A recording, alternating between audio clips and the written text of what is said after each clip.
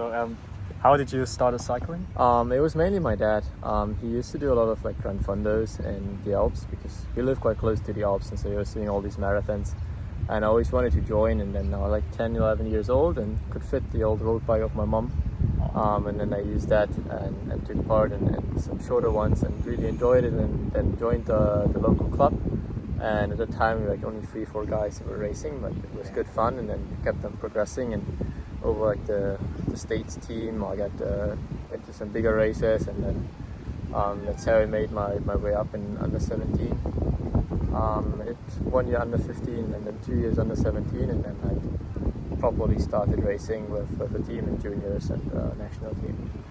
So it's quite basically your family is all ride bikes. Yeah. My family's like, mom had a road bike, still has, but she doesn't like it that much. But my dad still, like, he cycles to work basically every day, also in winter. He just really likes it. Like, he uses his cyclocross bike. That's nice. But he's really, he's quite keen. Yeah, and how was your result in junior years? I mean, I still did school, so I couldn't train that much in winter, and then I started juniors with Team Electrolytes, which is now the development team of Bora, or was at the time as well. And the first stage race I did was International Tour of Cottbus, and it was actually quite good. I think I was third in the TT and then fourth in the GC in the end. It was quite a surprise, and like third in the TT championships that year, first to juniors, and had some other decent results in other stage races. And then the second year I obviously finished school that year, so it was a bit more stressful early parts of the season. I wasn't that strong, but then I did my A-levels in May, and then the Tour de Pays de Vaud, I think I was 10th there. General Pattern Nations Cup I was 5th, and then the Europeans I was 11th. I got quite decent that year towards the end, and then managed to get a decent contract with Giro KTM. And then started under 23 racing in 2019, basically full time. And then in COVID I started studying alongside a little bit, just to keep myself a bit amused, because it was obviously like, did a lot of training, but still you had nothing to do for the most of the time during lockdown. Like, we were luckily in Germany, you were just allowed to train with somebody. Which was quite nice. Like, you just had empty roads basically, and you could just ride the whole day. And the spring and summer was actually really good weather, which was really nice. But I did some mistakes, like not eating enough and like trying to be in good shape too early for the races, and then just overdid it a little bit, and it wasn't ideal. Exactly like me this year, because I started this year pretty strong, and I trained too much, but not eating enough food, especially carbs. So I just keep falling and need more rest. Sometimes it's just really important, and also to take a week off and like really focus also on getting enough food in. Like, it feels strange sometimes, and maybe you even gain a bit of weight, but it's still better to gain a bit of weight and have the power than just losing it, because otherwise your body just gets super tired as well. Like, basically that's what I'm doing here now. I was in 5 weeks camp, basically training 30 plus hours a week, and now here I was 2 weeks here, doing like 20 hours a week, basically like holidays almost. But I can feel like from the recovery scores and like my heart rate riding is like, the resting heart rate is so much lower, because now the base training I did the last weeks actually really only start recovering now, and can feel the benefit from the training the last weeks. But if I had trained more now, I would have just made myself more tired, and then I would probably be already really tired in March, April, and would need a proper break in like May. And this way, I hope at least I won't be that finished early in the season. So tip number 1, don't push too hard for too long. Remember to take a week easy.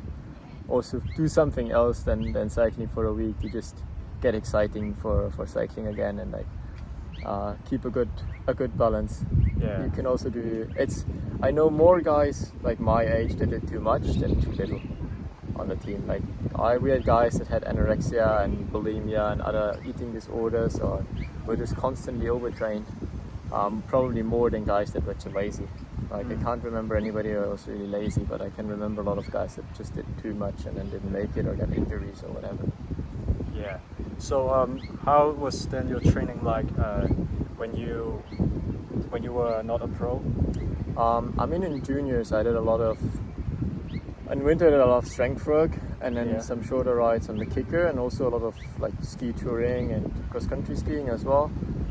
Because I didn't have much time in the winter, at least in the daylight. Yeah. And then during the season, it was mostly like polarized training. So often like shorter rides, but really intensive rides. A lot of VO2 max, or like threshold, and then some VO2 max, and like super hard sessions. Just to get me in shape in time. And then also like the first 1-2 years of elite racing, I did more endurance and like lower intensity, longer interval focused training. And then the last years, especially like 2022 early, I did a lot of VO2 max, a lot of polarized training, a lot of high intensity work to really get me going. Like I feel like for me that's the best training. I don't fatigue as much, and I get a lot from it. Yeah, so you're keeping use this kind of polarized training. Yeah, a lot of easy riding in the winter. Maybe some sprints. Like once a week, I would do like some lower intensity VO2 max. Like for example, tomorrow I just do 10 minutes, 30s 3 times, but nothing crazy. And that's my high intensity intervals for the whole week. The rest is just easy. Yeah. So like when you're like in Greenedge, you're still doing polarized training with lots of base and doing some short intervals. Yeah, we do a lot of fat max as well. Fat max, like zone 3. Yeah, like high zone 2 probably. So basically where your heart rate isn't really pushing, and you can still, like, you don't need to eat as much yet, like in full glycemic intervals, but like maximizing your fat metabolism, because obviously we do a lot of racing and like long races, and like races where nothing happens for the first 200 kilometers and then the racing actually only starts. So you want to maximize your fat metabolism. Yeah, absolutely. As well, which is it's definitely less a thing nowadays as the racing also in pro levels. It's just the stages get shorter and shorter in the races, and it gets more intensive. Like you go from the moment you start, you go all out sometimes till the end of the race. And with new nutrition and high carb nutrition and all the new drinks they develop, you can sustain that. Like you can just go 3 hours full gas basically, because you're easily able to take 120 grams of carbs in an hour. And then just ride fully in your glycemic metabolism. Yeah. So pros now are eating like 120 grams. Yeah, in racing hour. You want to do like 120 grams usually. Yeah. We usually have bottles with 80 grams of carbs. Yeah. And then you have one bottle, you have one gel, you're already at 110. And then you maybe have like a rice cake or like some sandwich or a Nutella sandwich for the start. And then you're already at 120. How do you fill up your bottle with 80 grams of carb? Like in the team, we use some special stuff that the team developed. It's mostly maltodextrin and some fructose. So it's a mix of glucose and fructose, 2-to-1. Fairly similar to what Morton offers with their 320 or SAS with their beta fuel. The nutritionists in the team like added some minerals and salts to make it a bit better suited for all sorts of diets and less sweet, so you can basically not really taste that it's 80 grams of carbs, which is quite nice, especially if it's hot. But this is the main part, and then the gels usually have like 30 grams of carbs. So that's already 110 if you have one bottle and one gel per hour. And then in racing or training, you get as many bottles as you want. You always have a car there or somebody on the side of the road to feed you. Sure. So what was your numbers like in junior years? I only can remember I did some testing with Team Sunweb back then, 20 minutes, like 370 for like 66, 67 kilos. Was always like more a puncher kind of guy. Like I was quite good, 10 minutes, maybe up to 15 minutes. And like the shorter, I always had quite a good peak power, especially for my weight. And like alright numbers for 3-5 minutes. But it was always a bit heavy for like a pure climber or GC guy. So I wasn't like super, like I didn't have super crazy numbers back then. Don't have them now either. So it's actually, in fact, it's quite actually a crazy number for us. Like 370 watts for 66 kilograms. You can do like 10 minutes, 7 watts per kilo.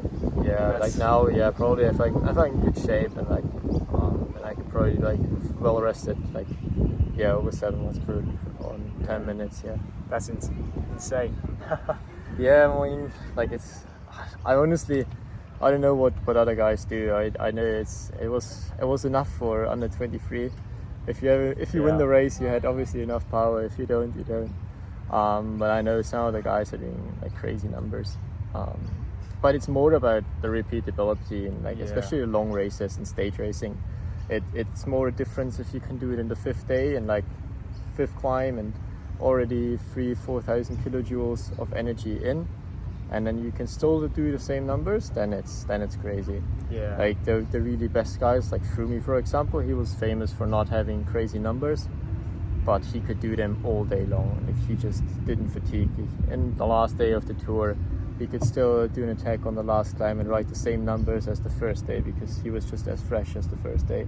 Yeah. And some other guys, like they were struggling and not as fresh anymore. And that are the really best guys, like a Pogačar, for example. They recover so quickly. Yeah, they can do back-to-back racing and do crazy numbers day in, day out, like every day. And normal guys just do crazy numbers first day. Second day they get a bit less, and then maybe you have a plateau. And then after 1 week or 2 weeks, you start getting really tired. And some of the top guys, they feel like it's insane like recovery.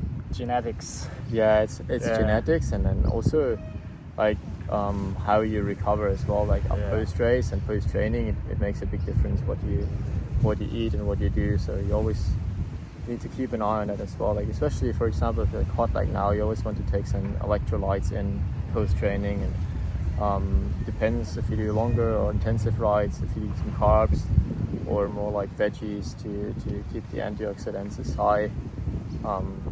But yeah, I feel like there's been a bit of a change the last 5 to 10 years, and a lot of research has been done in nutrition, and especially on and off the bike, and they developed a lot of stuff that's quite effective. Yeah, and changed racing a bit. So how do you eat more electrolytes and like your diet? You can buy, like here in Australia it's quite easy to get in like pharmacies, just these electrolyte tablets. It's usually a bit of glucose and then some minerals. You dissolve them in water, drink them. Like you can up to 7-8 a day. You don't eat that much usually, but they work really well. You can usually feel that you get less of a headache after really hot training, and just feel fresher. Yeah. And then for carbs, like I would usually, for example, on a day like today, just an easy ride, I wouldn't eat much carbs, more protein focused post ride, and then tomorrow I have intervals, for example, so in the evening I would eat some rice or pasta just to fuel for the next day. So if it's a hard ride, you eat more carbs.